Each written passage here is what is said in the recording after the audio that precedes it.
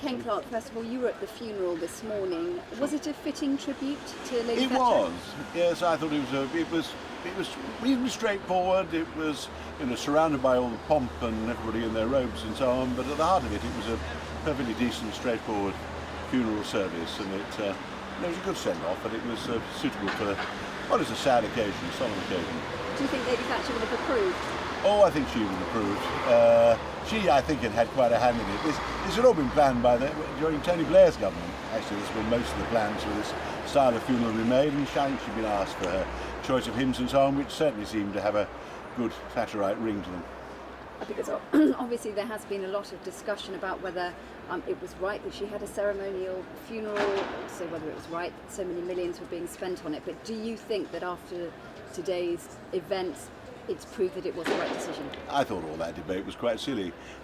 She's the first woman Prime Minister we've ever had. She was the longest serving Prime Minister of modern times.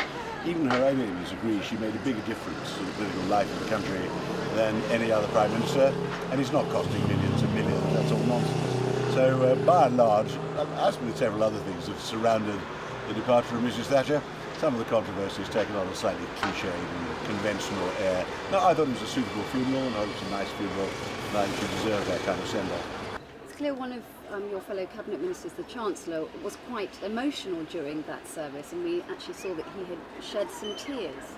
Well, I'm not too surprised. George is a great fan of hers, and I think he worked with her a bit when he was a young man, and I think all of us were rather sad. Politics it wasn't quite the same once she retired, let alone once she actually finally retired. She didn't retire very quickly, probably. I think everybody there was struck, I think, by the fact this was a significant moment. And I think most of us, certainly I, had some fond memories of Margaret. That was her funeral, and we shall miss her.